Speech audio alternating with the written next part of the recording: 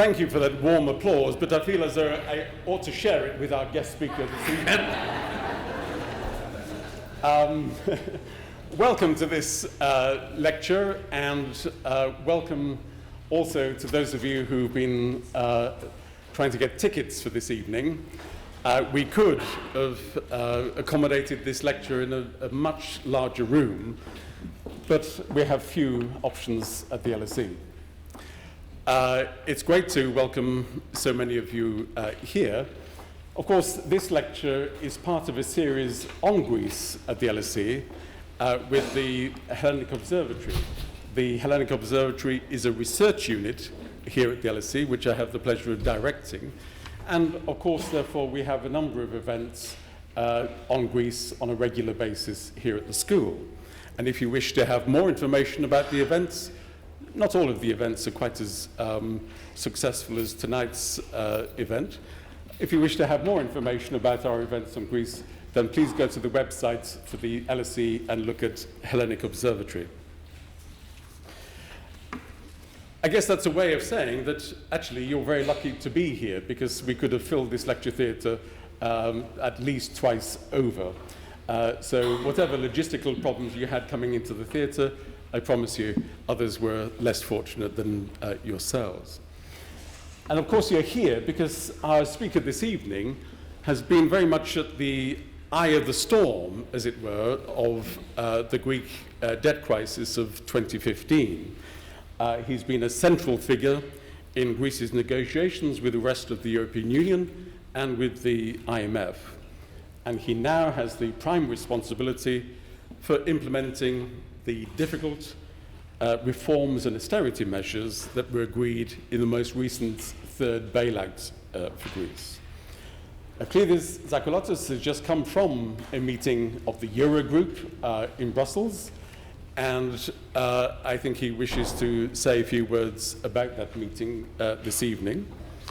Of course, there is the issue of Greece satisfying the terms of its third bailout and securing the next tranche of the loan. I'm sure our speaker needs no introduction this evening. In case he does, let me just mention one or two headlines. Of course, he has been Minister of Finance in Greece since this last July. He's been a Member of Parliament since 2012. He's a member of the Party Central Committee, the Syriza Central Committee. But Eleftherios is also a noted academic in his own right, a professor of economics who's written a number of articles and papers in different languages, and he also knows the British university system very well. He was educated at Sussex University and also at Oxford University. He didn't quite meet the entry criteria, I assume, of the LSE, but nevertheless, we're able to host him this evening, so we've corrected that oversight. Eleftherios has agreed to speak for about 20-25 minutes. That should mean that there's plenty of time for questions and answers afterwards. So let's get on with it, and without further ado, can I invite you to welcome our speaker this evening, Professor Eleftherios Tsakalotos, to talk about economic blues, the left in government times. Thank you.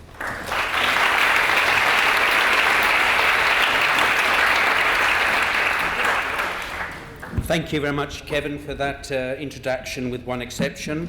The topic of the talk is economic blues, the left in government. And let me start with the left in government, and then we can get on to the economic blues aspect of it. The Greek government has a roadmap, the roadmap of how to get out of this crisis. It involves the recapitalisation of the banks. It involves the closing of the first review with our creditors, and it involves a discussion on debt. Should all those things be successful, we feel that it will release pent-up demand in the Greek economy. There are lots of consumers who do have some money, who are willing to spend, but are frightened of spending because they are uncertain. There are a lot of savers who would put their money back into banks but are frightened about the banking sector. And there are, of course, lots of investors who would be willing to invest but are frightened about Brexit and that the programme might not work. This is not a Keynesian position, since we're LSE to discuss economics. I tend to think of this release of pent-up demand as working in lieu of devaluation. In other words, what it does is gives you greater space, more time for the supply-side measures of the economy to work. And indeed, by March 2016, we have agreed with our creditors that we will be proposing our development plan. Let me add as an aside that leftists share something with the Keynesian critique of the Stiglitz Keynesian type that you'll all be familiar here at the LSE. We do share the importance of demand, we do share the importance about Eurozone imbalances, and that it's very difficult to get the European economy going without fiscal transfers. We do share the Keynesian concern about the macro imbalances, and that if Germany insists on having current account surpluses, it is very difficult for the South to be competitive. On the other hand, we share, surprisingly, quite a lot with our neoliberal opponents. That is to say that in the last analysis, the left is very interested in the supply side. It thinks that the real economy is more important than demand, although obviously we have very different views on how the real economy works, between the balance between private, public and social sectors. But a central question since the beginning of the left has been who produces what for whom. Now, the economic blues we can introduce immediately now that the question has been set, because the balance of forces on production and on supply side is still very much in the neoliberal direction. Moreover, the alternative model that the left would want to produce is not yet convincing. There are very many aspects of an alternative model in very many areas. Some people here have done very much to promote these alternatives, but we're not quite there yet for an alternative model of production that meets both economic efficiency and demands of social justice. But it is part of the left in government to provide space for alternative social experiments that can act as examples for others in Greece and elsewhere to follow. For without a different production model, the left will never recover. It's what the Keynesians and the Social Democrats didn't understand in the 1970s.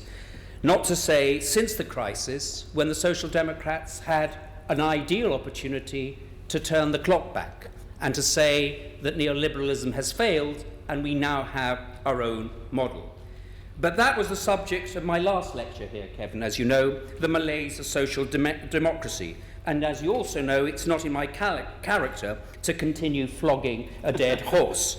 I hope it isn't a dead horse, because there are signs that social democracy is recovering in many places, and it'll be interesting to see whether one of those places is Portugal over the coming days, and in Spain over the coming weeks.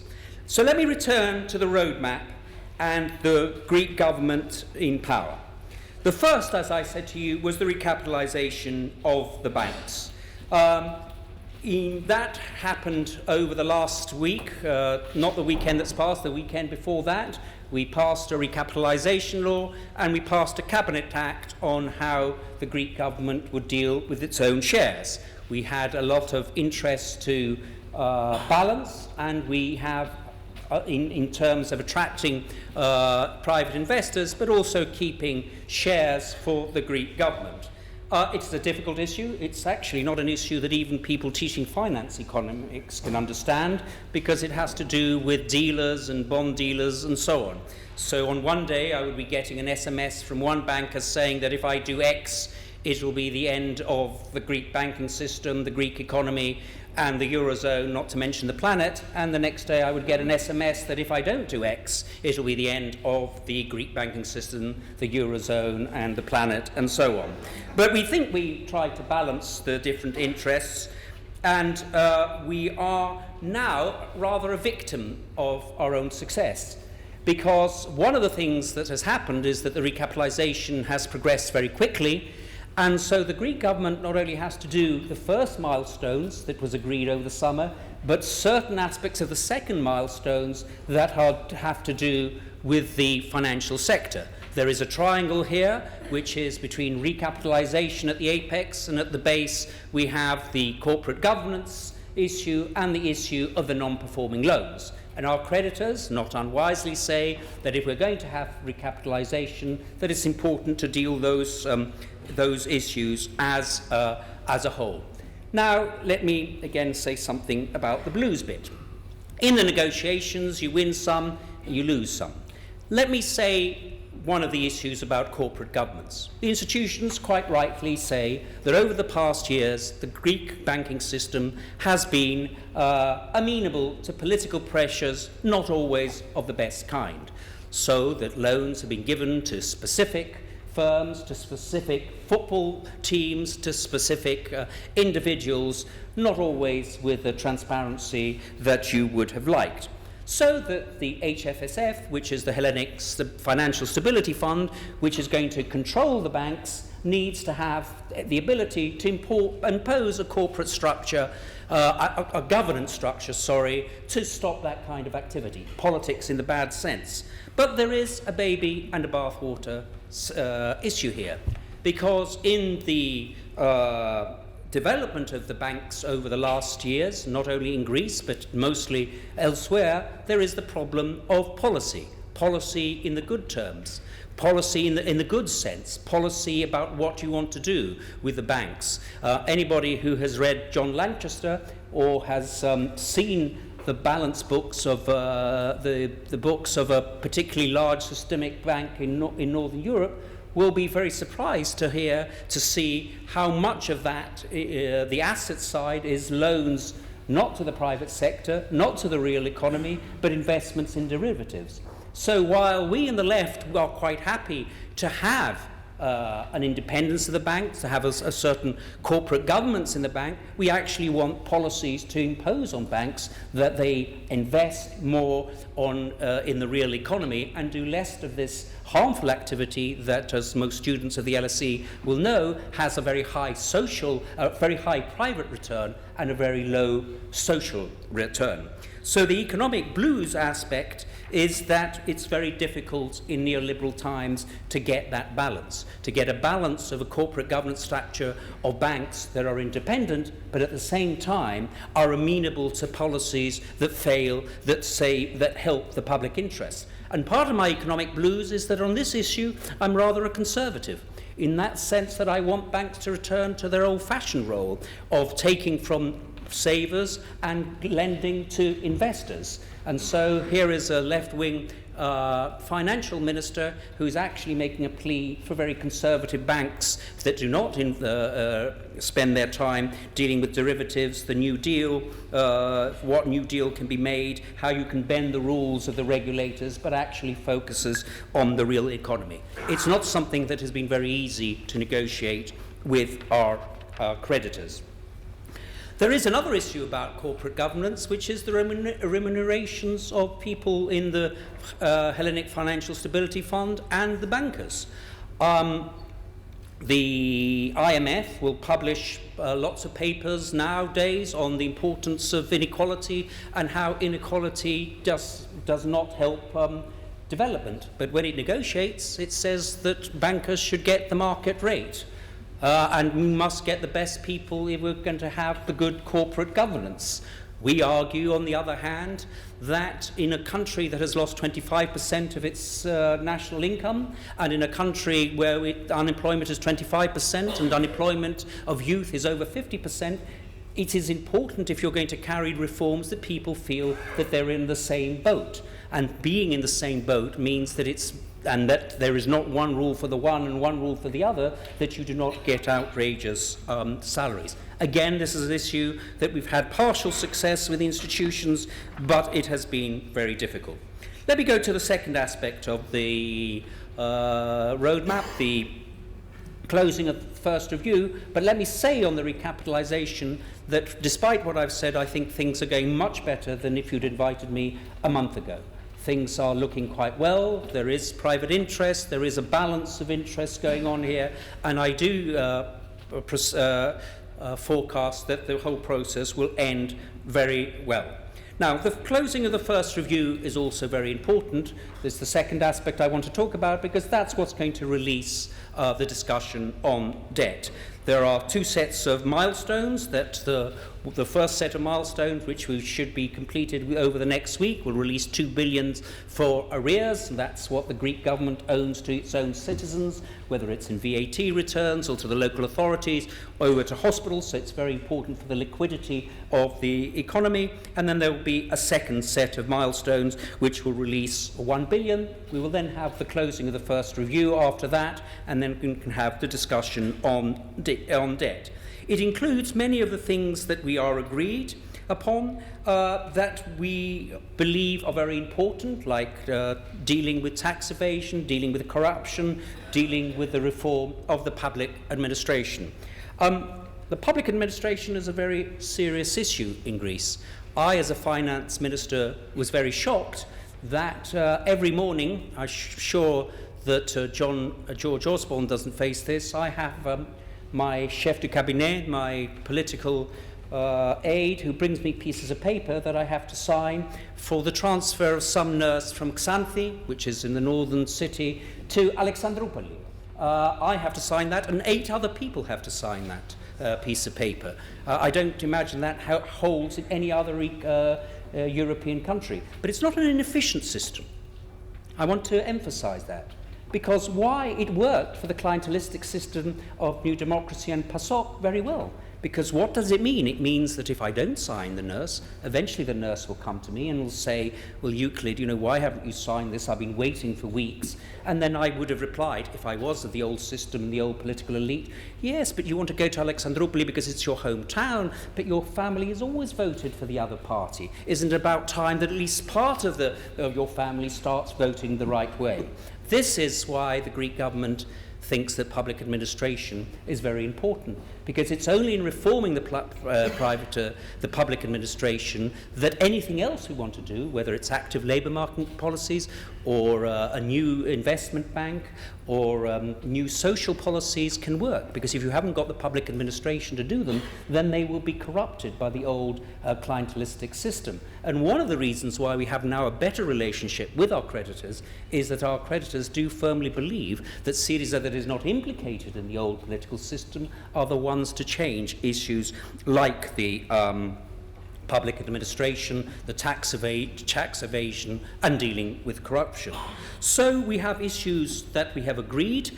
We have issues that we don't agree with, but which we have to do because that's the nature of the compromise. But what we are insisting and which we are promoting is that there should actually be assessment, economic assessment on the one hand and social assessment. So let me give you an example. Our creditors say we have to liberalize the milk market, and that will reduce prices and that will increase the competitiveness of the Greek economy. Now, I can see a few LSE students. They know that those results don't hold unless the situation is of full employment. But I will leave that aside because I don't want to complicate things. The issue is, does the liberalization of the milk production, does it lead to lower prices? Does it lead to more competition? Or does it change rents? And who gets the rents? Does it mean that instead of Greek producers in some faraway place in Epirus don't get the rents, or that the rents actually now go to the supermarkets? What we have insisted is there will be an economic impact assessment of those issues. And together with the OECD, we're also going to have social impact studies. So what is the effect of reform X on the bottom 20% of the population? That seems an important part of any negotiation with our creditors, to see what are the results of the policies and whether we are right or we are wrong.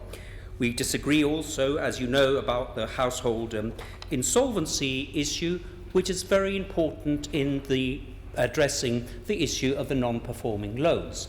I want to make clear that the headline news on this issue are very misleading. The institutions say that the Greeks want to save 90%, cover 70%, and now we want to cover 50%. What I want to make clear is that 50%, 70%, 90% doesn't refer to the number of people whose houses are saved, but the number of people who can come before the courts. And we know from data that we presented to the institutions that the courts reject on average about 1 in 2. So those figures are very different. In our conception, this is a very big issue. It's a very big issue because this law that protects the housing of your main house has been one of the few laws in the times of the bad times since 2010 that people felt put a floor on the crisis. It was an important symbolic role. I say symbolic because actually the banks aren't that interested in selling off those assets, because those assets are one of the most valuable assets they have in the NPLs, and they expect as growth returns that the red NPLs will turn into green. So that is giving you some idea of the kind of issues that we have been discussing. Finally, let me turn to the issue of debt. It's an issue that's been going for some time, but one of the gains of the Syriza government over the summer was a firm commitment that after the end of the first review, we would have a discussion on debt. So this bit, at least, is an interesting part of the deal that was dealt with. Another part of my economic blues is that the IMF is on our side on this issue. I didn't ever think I would say a statement like that in my long career from Oxford and to Sussex. So I find that uncomfortable, but nevertheless that is the case. The IMF is supporting the Greek position that we need to have debt restructuring. What are the details of what the Greek government is going to do? Well, I'm not going to tell you because that's part of our negotiation and you wouldn't expect something else. But let me say some of the main contours of what we think. Well, what we think is if there's goodwills, there's tons of technical solutions to deal with the problem. And if there isn't goodwill, then any good economists who's studied at LSE, or Oxford would be able to solve, even LSE, yes. So we think that, stable interest rates, greater grace periods, perhaps growth bonds, all those are interesting. More interesting, though, to this audience is what is the political issue at stake. What we are concerned about is there is a dissonance between the political cycle and the uncertainty that creates, and the economic cycle and the uncertainty that creates. Everybody knows that investors want certainty, that investors want to have a highway whether they understand in clear terms what is coming up. So if you give them a deal for only 3 years, they're not going to invest for more than 3 years. If you keep Greece on a tight leash for only 3 years, then you will get less investment, you will get less growth, your ability to meet your fiscal targets will be diminished, and then you might get back to the old vicious circle where you don't get your fiscal targets and more reforms are demanded from you.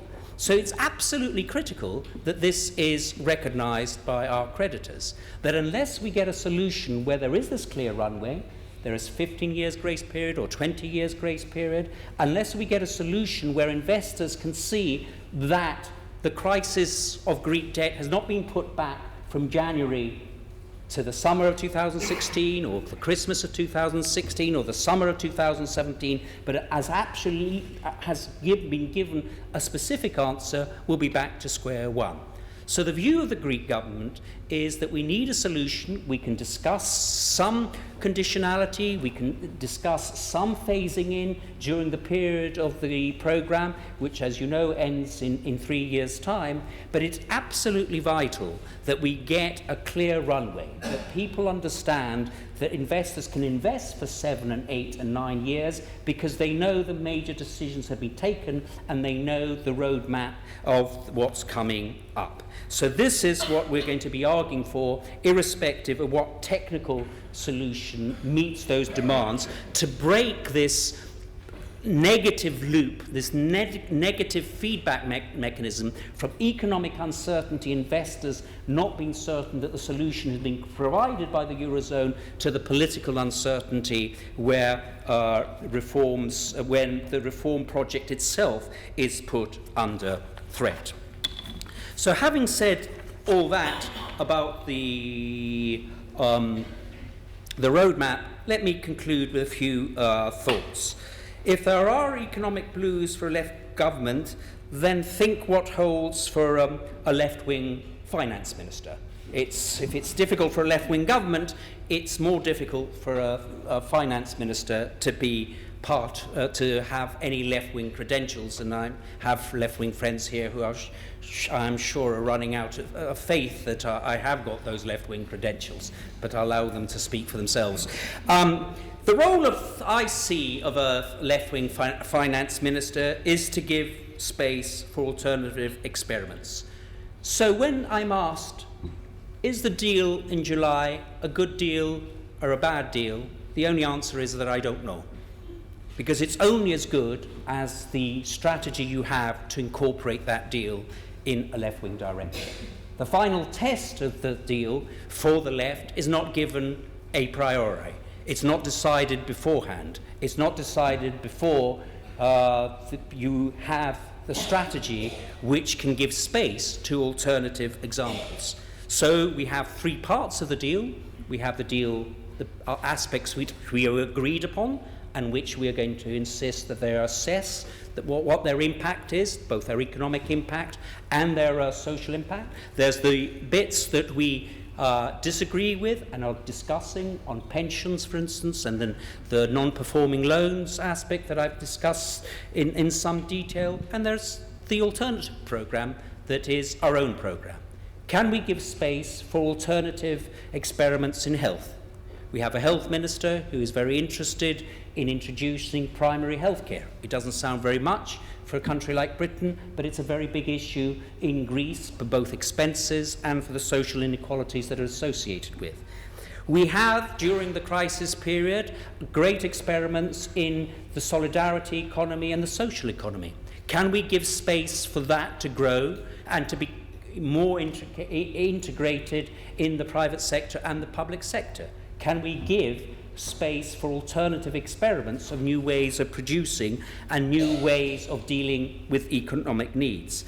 Can we deal with this privatization fund that was imposed on us in actually nurturing Greek assets, both real estate assets and state-organized, state-owned enterprises and banking assets, in a way that serves the long-term interests of the Greek people?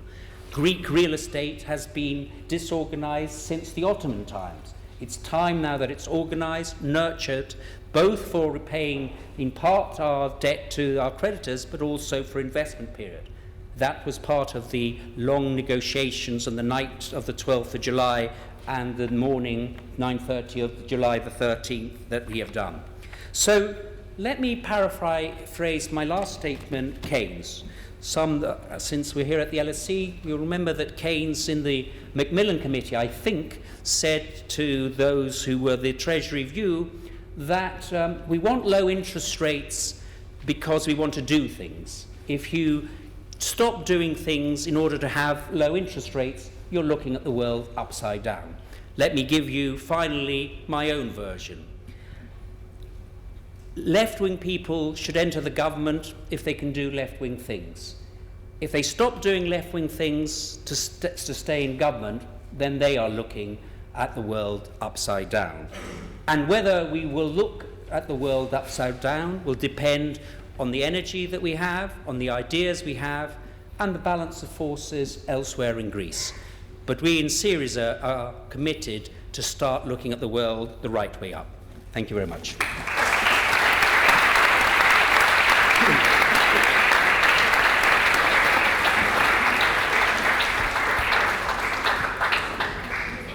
Thank you for that very much indeed. I'm going to open it up to a general question and answer session in a moment, but I'm going to take the liberty of asking a couple of questions myself.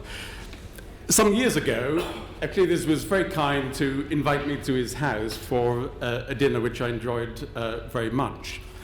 And I remember pre-crisis, our discussion about the future of the left in Europe on occasions was prefixed with Euclid saying to me, "What I don't understand about you social democrats is," and then there seemed to be a really rather alarming list of things which you didn't quite understand about social democrats. I take your talk to be telling us that in the calendar year of 2015, the compromises forced on the Syriza government are such that we have little difference between what a social democratic government might have been forced to do and what the Syriza government was forced to do. You finished with the lecture by emphasizing hope for the future, but conditional. Judge us in terms of what a left-wing finance minister would do in the future. So much seems to be conditional. We should focus on the real economy. The Troika is not allowing us to focus on the real economy at the moment, but in the future we hope to change the terms of the debate. So perhaps it would simply help to establish the terrain of the discussion, to say that in 2015 you had not achieved things which a social democratic government could not have delivered. You've made compromises which a social democratic government might have made, and the difference is very much in terms of hope for the future. So I don't have to press a button for it to start? No. Thank you for that, reminding me of the dinner. I'm a better cook than I am an economist. So one of the interesting questions that troubled me for a very long time before I got so involved in politics and as a finance minister in the opposition is why didn't social democracy return after the crisis? Why in 2008 didn't social democrats say neoliberals have been having it for 30 years, it's your crisis, you're the ones who said that liberalization of the banks would work, now we're going to return to an old priorities and agenda of liberalizing, regulating the banks, some decommodification of welfare state and education and health, for instance, and some Keynesian demand management. And it's always troubled me why they didn't do that and why they couldn't change the subject. I think it's a very it's a very deep answer to that question. And I think the answer is that a lot of profits and the recovery of profitability in the area of neoliberalism was because of bank profits. It was because of an extension of capitalism to new areas like banks, like health, like education. So that the model of social democrats reversing that is very difficult to do. That if they had then said, we're regulating banks, we're decommodifying partially so that we more public sector input into health and education, that wouldn't be compatible with the rate of profit, and they would have soon led to problems. So maybe they had an instinct that that wasn't part of the agenda. Now, that was a bit theoretical, and you might think, Kevin, because you have a cynical side to you, that I'm trying to avoid the question. So let me try to not avoid the question.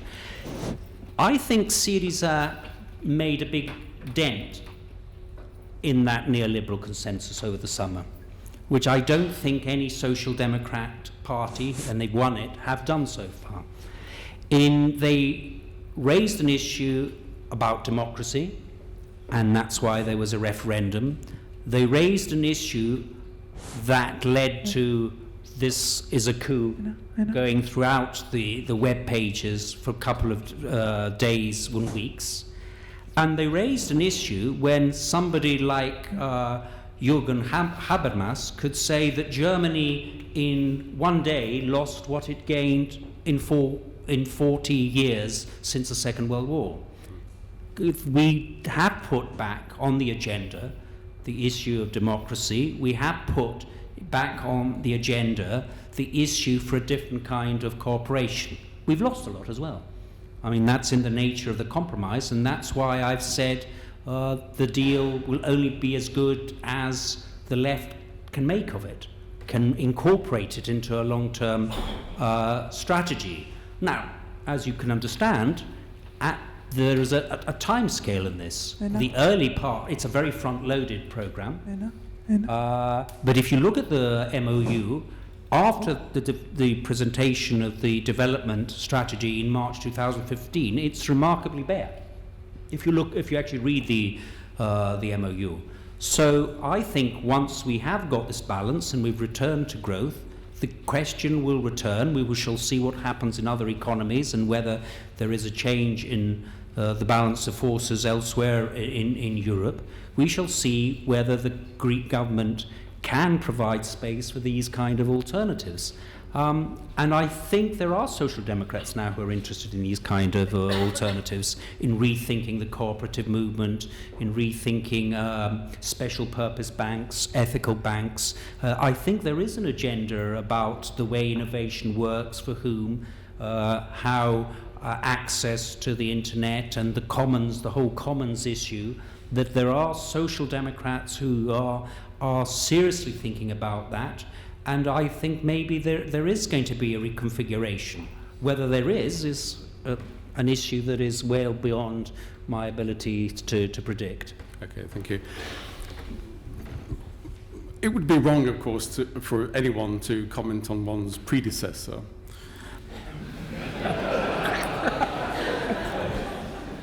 But there's a left agenda and there's questions of tactics. Looking back in 2015, were the tactics well designed to advance the left agenda? Well, let me say that Yanis, we were here together in late January, early February, when we were just elected. I think for the first month did a remarkable job in bringing the Greek case to the public attention. And gained a lot of support, even in countries like Germany. And I think that there should be collective responsibility here for both the successes and the failures. And I think that Yanis was part of a team, I was part of the team. We got some things right, we got some things wrong, and I'm not going to divide that. We definitely, I think, were rather naive on the level of engagement that you need with the European institutions. We, I think, overestimated the ability of politics at a higher level to solve issues by themselves. What I'm saying is that politics, once you reach a certain amount of agreement, politics can come and fill the gap, but you have to do the work. And remember that we were a very green government in both senses, I hope, but the ecological one definitely, but in the other sense as well, and that we didn't have enough people who could engage quickly and constructively with arguments. We often felt in Walter Mosley's detective novel. Unfortunately, he's one of Clinton's favourite novelists, but you can't have everything. One of his favourite books is Always Outnumbered, Always Outgunned, and the Greek government did feel often that they were always outnumbered, always outgunned, even at that technical, technocratic level. Good, thank you. Opportunity now to open it up to your contributions. I can already see lots of hands. Let me stand here so I can see everyone. Could I simply ask you to say your name and then the question? I'm sure many of you would like to make a speech. Sadly, we don't have the time for that, although perhaps there may be honourable exceptions. So questions, please. Can we? There are ladies, or there are colleagues rather, with microphones. Can we take the gentleman over here in the white shirt first? And we'll take a group of 3 questions at a time. Bernard Casey from LSE. Do you think that the fact that Greece is one of the peripheral countries with respect to immigrants coming into Europe has strengthened your hand in negotiations? Thank you. We'll take Mary Caldo at the front, please. A very quick comment, which is that I don't think whatever anybody had done, the tactics would have been criticised. I mean, when George Papandreou tried to negotiate, he was very, very nice, and it didn't work. So that's just one comment. And my question is, you said it depends what happens when we get growth. Are you confident that within the framework of the MOU, you can get growth? Good, thank you. Can we take my colleague in the grey shirt here, please? Thank you, Vasilis Monastyriotis, Hellenic Observatory. Following the question really of Kevin about the left, what the left government can do, you mentioned the, devising a new production system perhaps and demand management, but also the left is associated with more redistribution, perhaps a more social democratic left than a radical left, but still the distribution must be on the table. And I'm really puzzled how Syriza, throughout since January, has not been able to take forward a proposal that was put forward by the IMF, but nevertheless it is about the minimum income guarantee, poverty alleviation at the very bottom level. There was nothing about extension of unemployment benefits, at least the coverage of benefits, not the value because the money is not there. And also an income, change in income taxation, which is the most redistributive that one can do. Instead, we stay with the VAT increases and everything else that is being proposed. So, can you tell us why this was never in the Syriza's narrative since January? Okay, let me answer those questions in reverse order. I think, Vasily, we have a rather different view of what the guaranteed minimum income, how progressive it is or not. The view of the left is that apart from a guaranteed minimum income, people have access to benefits as rights as citizens. And what the IMF has been pressurizing us is to remove such benefits and just be left with an income support for the poorest of the poor. That isn't progressive and that isn't redistributional at all. Because the problem with guaranteed minimum income, when it's not sold as universal rights for everybody, is that you're at the mercy of the upper middle class and the rich. When they're feeling in good times generous, you get a bit more. When they're feeling less generous, which the present elites are increasingly feeling less generous, you get less.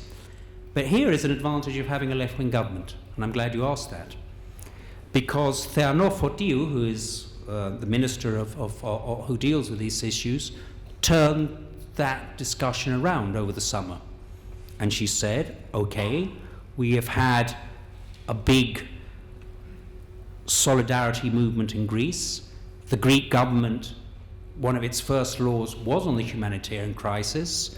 That had a card for citizens they could use for groceries and so on.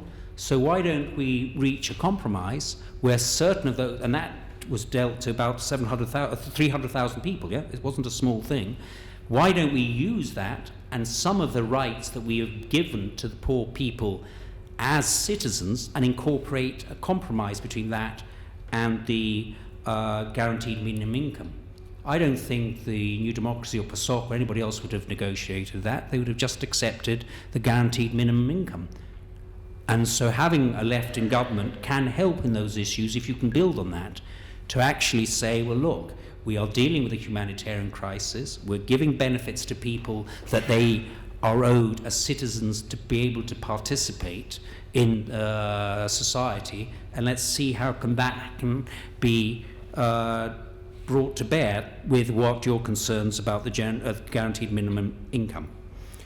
Now, I also agree, I agree more with Mary Caldo's first thing about that, and maybe I should have said that about my predecessor. I agree with that, because the negotiations are very political, and at the top of the mind, at the front of the mind of many of our negotiators on the other side, was that the left should fail, because we would be a bad example to others, to Podemos and to the Bloco and so on. So we had to face that from right up front, and you're quite right, tactics may have had their role, but I think Kevin probably exaggerates the extent it would have made a difference. Maybe it would have made a marginal difference, I don't know, but the issue is right, and we still have that. I was going to say it off the record, but everybody knows this, so I might as well say it. The promise was that we would have a discussion on debt, as I said, immediately after the first review, and perhaps reach a deal before Christmas. We're not going to reach a deal before Christmas. Why not? Because the Spaniards have an election on the 21st, and any good deal that Greece has before the 21st might encourager les autres. In other words, encourage the wrong people in Spain. So the politics is very important from the beginning. Now the growth question. The answer is that one never knows. It depends also on things outside Greece, what's happening to the Eurozone. Today in the Ecofin, which is like the Eurozone, but the country, all the 28, not just the Eurozone members, there was a discussion about fiscal policy and better coordinated fiscal policy, where I made my sort of first contribution on something non-Greek, where I argued that Pierre Moscovici presented some figures which were not rosy about Eurozone economic growth, and said it was something to do with China not doing so well, and so on. And I said, well, it actually isn't exogenous. Yes, the Eurozone is not a small open economy. It can't ignore its effect on the world economy. Perhaps Germany could. So if the world economy isn't doing well, then the European economy has some role in that, in reversing that. It can't just be indifferent to that. So there are things outside our control, but I think there are prospects. I mean, we've had such a big recession that, that in itself may help. I think it will change the mood if we pass this roadmap that I said, the recapitalisation, the closing of the first review, and the debt issue. And obviously it also depends on the development model that we provide. As I said, I'm not a particular Keynesian. I think it just gives us breathing space for a development model to work. And that's why I think it's like devaluation. I think, to the first question, it probably does. Just to remind people, does the refugee crisis strengthen the Greeks' hands? I think there are a lot of Europeans who think that we can't have too many crises at the same time. I think that's how it works, that there are geopolitical at fault. There was again a discussion on the Ecofin. At the end, one person did mention it, but the emperor that was walking naked up and down, and nobody was actually mentioning in the Ecofin was, apart from the economic costs of refugees and how we have to cooperate, and some, more progressives saying that, we've got to cooperate for economics, the less progressives saying we've got to build up more walls and we will never solve the issue unless we stop them coming. Nobody really mentioned that we could actually try to do something a bit more about stopping wars, yes, and developing, helping development in those countries, and maybe that could be a particularly novel, but not brilliant, I would have thought. It's not rocket science way of solving the refugee crisis. Thanks. Let's have another round of questions. Can we take the colleague here, please? Hi, Panos Hadjinikolaou, a student here at the LSE. Minister, you just mentioned that the Greek government constantly felt outnumbered and outgunned. And my question has to do with recent political developments in Europe. We see that in Portugal, there is a government that can be characterized as anti-austerity coming to power. There's the Spanish election soon with Podemos, although looking unlikely, might challenge the winning the elections. And we see also Jeremy Corbyn as the leader of the position in England. And also you have two governments in Italy and in France which cannot be characterized necessarily left-wing, but it can be argued that if an anti-austerity wave was to come in Europe, there would not be obstacles. So my question is, do you believe that there is actually an anti-austerity wave in Europe? And if so, can Greece take advantage of it? Thank you. Thank you. Let's have the gentleman in the blue shirt here, just on the second row, please.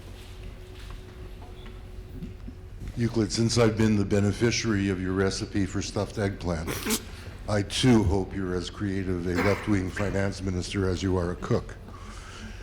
I think you know that the Solidarity Network activists do not feel that the priority that you gave to them in your strategy, in terms of the solidarity economy, in terms of decommodified health and education services, are on top of your mind. And there is therefore, well, one of them said to me the day after you were forced to sign the latest memorandum that she didn't know whether to shoot herself or to shoot you. How do you respond to this? On the question of shooting? Can we take the gentleman in the white shirt just to your right, please? Dimitri Monioudis, Professor Tsakalotos. You referred to your predecessor earlier. What is your assessment regarding the options offered by your old comrades of exiting the euro or exiting the EU as a total, seeing that nothing seems to be changing over the recent years? You thought my questions were antagonistic. Anyway, Hilary. Hilary Wainwright, Red Pepper Magazine and the Transnational Institute. So I wanted to, I thought your talk was really good and really interesting, and I just wanted to ask you to say a little bit more on this whole issue of the space that you think you can open up for the solidarity economy, for public health. And in particular, you know, the issue of the balance of forces, that in a way, the question of space then requires actors to make use of that space and to take creative initiatives. And that's particularly true, well, in solidarity economy, privatization. So I wanted to, and from what I gather, you know, and I've not, you know, been there recently, but there's a very low level of sort of energy. People feel very demoralized. Leo gave that story. So what can you say and do that will kind of re-energize people to put the pressure to make use, well, not just pressure, but take the initiatives to make use of that space? And I wondered particularly, you know, Leo's asked about the solidarity economy. I think one area where I just ask you to say a bit more is the whole issue of privatization, where there was a lot of energy, particularly around water, to defend water as a commons. But now there's a real feeling of defeat, and you know, they just don't have the energy to sort of fight anymore. And so what can, well, I'm not saying this is going to be easy, but what can you say, or what can the party say that will kind of provide the energy that can make use of those spaces and push? Okay, thank you. Okay, would you want to take those first? Yeah. Let me start with the exiting the EU question. I don't want to rehash the arguments that have been discussed amongst the Greek left for a very long time now. Let me just say that I've never supported the exiting of the EU, in part because I don't think it addresses the main issues that are facing the left over the coming period. Whether it's tax competition, whether it's environmental issues, whether it's control of multinationals or the finance, it seems to me that the main issues are supranational in nature, and therefore they need a supranational solution. That's why I've always opposed the strategy of leaving the EU. I don't think it challenges the heart of capitalist hegemony, which is competition and competitiveness and a different kind of economic model. Because if I'm a finance minister and I devalue, what am I going to tell my comrades in Spain, in Portugal, that they should have an even bigger devaluation to become competitive? I don't think that's the right answer. But there's something more important. So that was last year's debate. for me at least. The critique on the left and those people leaving the party, since you asked me, is too simple. And it's too simple because why the left didn't do as well as it could have done in its first term is not because it didn't leave the euro. It's because of the kind of questions that Leo and Hillary are putting up. Why wasn't there a mobilization in a large number of areas which could have helped the left in Greece and opened up new agendas? That's the critical issue to me, because otherwise you presuppose what is to be proven, and what you presuppose is that people are already left-wing and that they are just waiting for a big move like leaving the euro for that left-wingness to be materialized. Whereas I think the left is ideologically challenged in many ways. We have to convince people that public ownership and social ownership is better than private ownership, that collective solutions are better than individual solutions, and that needs alternative paradigms. It's one thing for opposing water privatization, Hillary would tell you. It's another thing to oppose water privatization while at the same time presenting a new model of how it could work, and that model being an example for others to follow. So then I go to the question of Hillary and Leo, and why didn't that happen? Why didn't the left in the first 5 or 6 months have this? And this is where we disagree with the Social Democrats, I think, Kevin, to answer, because I don't think the Social Democrats have even lost that as part of the equation, the idea of actually mobilizing people to change the balance of forces. It was something the Social Democrats definitely understood in the interwar period and before the First World period, but it's not one I think it's somewhere along the line that lesson was lost. So the question then arises, why didn't that happen?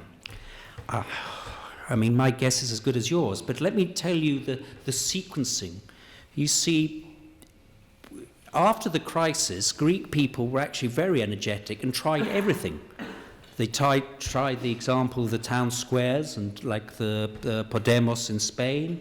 They tried general strikes. They tried the solidarity movement. Nothing worked, yes, for the first 4 years. And so I think they made a collective choice that only politics could change things. And when Tsipras in the summer, let me get this right, of 2012 said we're actually going for government, that's when it changed everything. Yes, and Syriza from 5% went to 14 and 17 and 29 and went to government. But the flip side of that was that people said, instead of continuing doing what they were doing, that they stopped it and say, well, now there's going to be the Syriza government, they will do it. Whereas that's not a model that the left can actually take forward, because you actually need active participants who are pressurizing for different kinds of social policies, not necessarily in time of crisis with more money, but for changing who social policies for, who is consulted about the nature of that social policy, so that the victims actually become subjects of what that social policy is about. And that wasn't, we weren't able to continue that. It's not really a question for a finance minister, really, left or otherwise. It's a question for the whole political body, yes? I mean, the left makes in statistical, to use a statistical analysis, both type 1 errors and type 2 errors. That is, we often predict that there's going to be social mobilization and there isn't, and then we also make the type 2 error. We say nothing is moving, and then suddenly it happens. So for reasons that are not clear to me, it's quite difficult to predict when social mobilization starts. But if the question is the Syriza's, my basic thesis, why, to answer Leo now, about why the solidarity activists and the people wanting the partial decommodification in health. I think in health we're going to surprise them positively, but the question still remains. For those people, the question, if you pose my question, which was, can we incorporate the memorandum and the deal within a progressive exit of the crisis, is absolutely dependent on the questions that you and Hilary have raised. Yes. So the answer, I can actually tell you the answer now. If we don't, the answer is no. If we do, the answer is possibly. So I can be quite direct on that. And finally, on the first question, well, yes, there is an anti-austerity wave, but it's not only of the left. So that's the downside. The anti-austerity is Golden Dawn in Greece. This is the third party's anti-austerity. Le Pen is anti-austerity, and some pretty unpleasant people elsewhere in Europe are anti-austerity.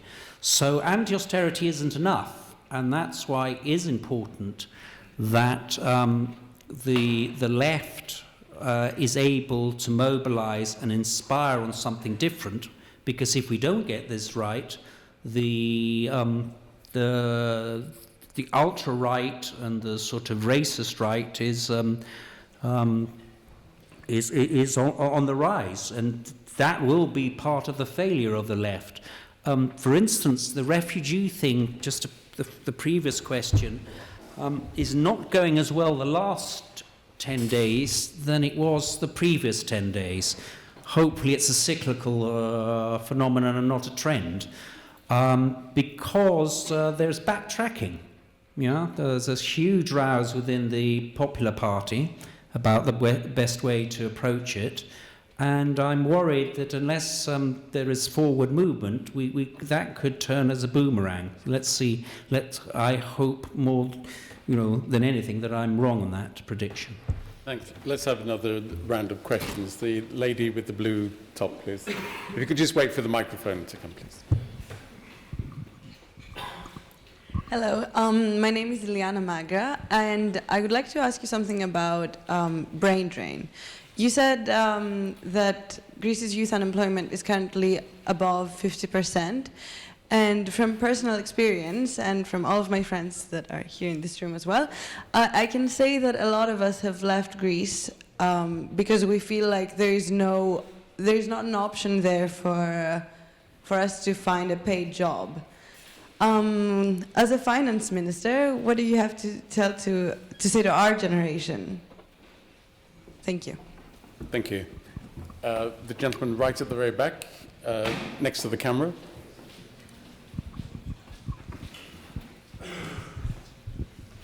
Hi, Manos Koubulas, graduate student at LSE.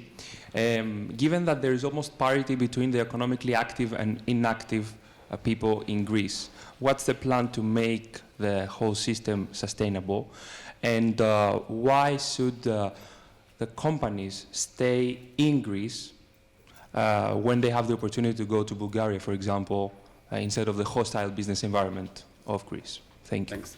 Let's go upstairs. The gentleman in the red shirt. Thank you.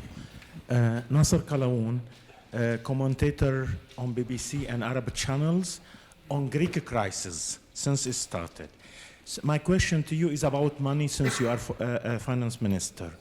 The privatization program, $50 billion of Greek assets, didn't go further in the last 4 years. Are you still afraid of foreign ownership, Arab ownership, despite approaches from Qatar and other private sector from the Arab world, or German hands to take your airports? Do you have a time frame as a condition to offload the Greek assets, or you think you will fail on this one as with the EU? Thank you. Okay, I think there was another question upstairs. Yes, gentleman in the middle of the back, please. Yeah, Mike Davis. I'm involved in the Greece Solidarity Campaign. I was very pleased to hear Euclid several months before he actually became the minister he is today in Parliament as a meeting that he addressed with the Greece Solidarity Campaign of MPs. Obviously, a lot of water under the bridge. And I've recently returned from Greece on a delegation. One of the things that concerned me and some of the members of the delegation was what was happening in the port of Piraeus.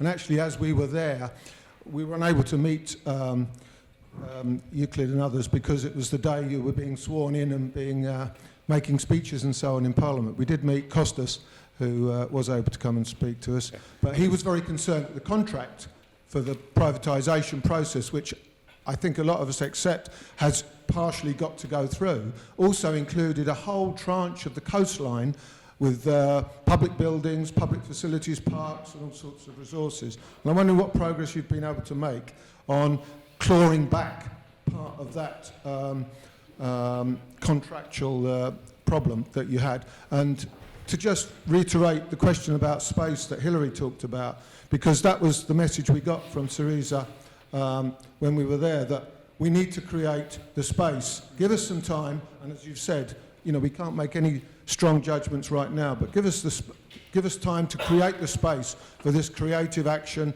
for this creative work to be done, and we could make progress. And I wonder if you could give us any other examples of where you think the creative space could be made that will enable the movement to re-emerge and to be re-energized, and what we can do in Britain to help that process. Okay, that's fine. I'm afraid you have major topics for each of them, but please. Right. Let me say something about the economic active versus the inactive and the imbalance there, and what, in other words, one of the things we parked, the pension scheme. One of the problems in the Greek economy is that it has institutions and policies that are being called upon to deal with issues that they're not fit to deal with. So why is it difficult to reform the pension scheme, and why are we arguing for a more gradual approach? Because you can have a granny in Greece with 800 euros pension, but it's not a pension really, because it's also paying for her granddaughter who's unemployed and is also paying for some other son. So that really... Sorry? Why not give it straight? Well, I would say, but at the moment, you can change the pension scheme, but unless you sort out the other issue, the unemployment insurance, or unless you have an active labour market policy so that the people can, and I'll come back to that because it's the first question on unemployed youth and so on, it's very difficult to change the pension scheme because it's very difficult to change a pension scheme while at the same time including an unemployment insurance, proper unemployment benefit scheme, and having an active labour market scheme. But I think I didn't like the way the question was posed, not that I'm supposed to criticise the way questions are posed. So let me say that there's something questionable about how the question was posed, because I think that what the series is about is not to make such distinctions. Because I think that the divide and rule of the previous governments between private sector workers and public sector workers, old workers and young workers, skilled and unskilled, active and inactive, was a way of dividing people. And it was very successful for a big part of the time. And I think people realise now that social solidarity is what's called for, and that there is, I think there is a way of going forward that the terms active and inactive are not the terms I would use, because a lot of people who are inactive were very active in their past and deserve our respect, and we need to find a solution that takes into account both. I'm not going to answer the question about the hostile environment for investment. I don't think that's the case. Syriza government has, from its programme before the elections of 2012, had announced that where it wanted investment, how it was looking forward to joint ventures, but it has criteria. It has criteria. The idea of the right that you can call for investment, that the private sector can invest where it wants, what it wants, on any criterion that it wants, doesn't actually help development. And all the work on development in the post-war period actually shows that.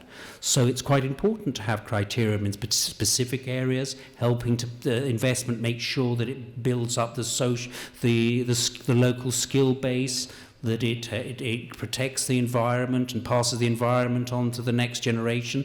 These are important parts of all development strategies, and most of successful development strategies have taken them into account. So I can then go straight to the privatization question. Having said that, on whether it's we're open to privatization from abroad. Of course, we're open to FDI and involvement in privatizations. The new fund that we have, though, will take on board some of the assets of the Greek economy, and it will decide, because we only have to pay that debt over the long period, over the period of the loan, of the ESM loan, and so there'll be assets in there. Some that can be sold off, some that can be nurtured and with joint ventures. So there's a lot of solutions and a lot of way of planning partnerships. On the port of Piraeus, there was a renegotiation, Mike, and one of the issues was the Trapezona, which is one of the regions in the area, and we've negotiated that these people should have access to the coast, which they wanted for the last. Before that, you'll know it was a fertilizer plant, so they never have actually had. So it's a whole region close to the sea, which has the outrageous thing that they don't actually have access to have a walk by the sea. So we've renegotiated the deal so that a big part of that can be developed, so that these people can have access. There. But the $1 million question, I think, was the first one, about the young people and the prospects of the brain drain and so on. And this is the hardest question. I don't think that a government of the left can be in power over the next 2 years unless unemployment seriously reduces. I don't think we'll have the political support. So it is one of our priorities. Yes, it is our priority. It has to be. Yes, because I can wager whatever you like that if unemployment of youth doesn't reduce rapidly, and unemployment generally doesn't, within the 2-year period, then the government of the left will fall. So we have it's not like it's one of the issues amongst others. We know that this is a litmus test. And part of that is to see in what way that we can be innovative in attracting back the brain drain. It's the kind of thing we've been arguing against the old memorandum programs, that it seems odd that they're pressurizing for internal devaluation, in other words, competitiveness on low wages, where it's not clear that Greece has any comparative advantage in low wage development, given the number of PhDs and master's students, which must be one of the top in the EU per head of population. So we're looking at a number of strategies which will be incorporated. If you remember from my talk that we have to present our development plan to the institutions by March 2015. The good news is we have a very active young lady who's come to us from America, who is the employment, the sort of junior employment minister, Rania Antonopoulou, who has a lot of ideas about how to deal with schemes in the short run, but much more ambitious plans over the long run. So it is a litmus test for the Greek government. So all you have is my pledge that it's high up in our list of priorities, partly for self-interest. One more question? Okay. There's the lady with her hand up over here, please. Hi, Ali Renison. I run Europe and Trade Policy at the Institute of Directors. And I was in Athens during the elections because I know you say that there's not a hostile investment climate, but we've had a lot of our members cut back their exposure and investments in Greece over the last few years, and they want evidence that there is a more receptive climate. And my question is that you talk about the energy that you bring to wanting to change models, socioeconomic models in Greece, but I wonder how much you're willing to be in listening mode as well as leading mode, because one of the things that I took away from Athens was all of my friends who run startups say they just don't understand about running the business and profit margins and overheads. And they want to stay in Greece, but they also want to know they're being listened to. And there were a lot of complaints from business groups that I spoke to that you were only listening to trade unions. And so how do you prove that you're open and willing to engage across the spectrum? Thanks.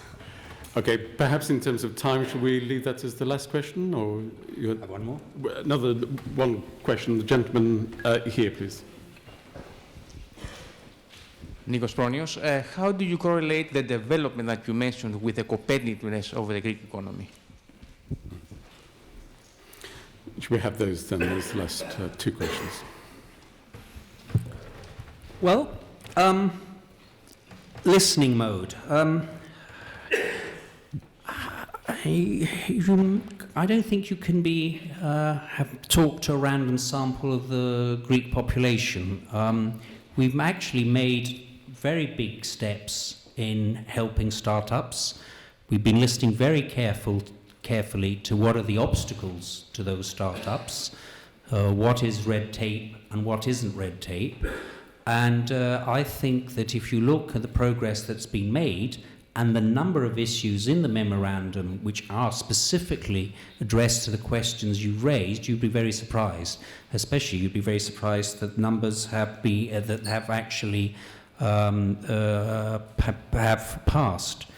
One of the things that private investors have said is about corruption. Apart from the issues that you mentioned. And one of the things that we have a better relationship with our creditors than others is that they believe that this government can actually deal with the corruption. Because the previous governments, both New Democracy and PASOK, were for many years built a clientelistic system. One of the reasons why the banks, as I said, are being forced to have such an autonomous view, an autonomous governance structure, is because of the links between the state, the private banks, and individual firms, individual people, individual football teams. Yeah? And so the environment can change by dealing with corruption. I've understood that the private sector would like certain rules to be stable. And this addresses actually a question that I didn't answer before about why firms should stay and not go to Bulgaria. Well, there's lots of reasons. Firms' locations policy is not just based on wages. It's based on a whole set of things about that make up for competitiveness, to answer your question. And that what they really want is a stable environment. What the private sector is looking for is a stable environment, and that is what hasn't happened. And one of the reasons it hasn't happened is historical in Greece. I mean, since the Ottoman times, it's not surprising that Greek industry has been focused in areas of footloose capital, banks, shipping. And why was that? Because since the Ottoman, you can have different views about how authoritarian the Ottomans were compared to their equivalents in Eastern Europe or medieval Europe at the time. But one of the things they were arbitrary. And the Greek new state after the 1820s continued to be arbitrary. So the rules were here today, gone tomorrow. And that's what helped the clientelistic system. Because if the rules are going to be changed all the time, you need political leverage, shall I put it like this, to make sure that your deal is done. And that's the kind of thing that we need to break to be able then to attract private sector money, to understand that the rules are the rules, that they won't be changed, and knowing Euclid doesn't make a hoot of a difference. That hasn't been the case for previous finance ministers. Knowing the previous finance and development minister and the employment minister and the energy minister has made a very, very big difference. I can tell you, I can assure you of that. And that, I think, and let me end with this, I think, I have a big issue about competitiveness. I actually agree with Krugman on this one. Actually, if you look at neoclassical economics and trade theory, it says if you do better, you will do better.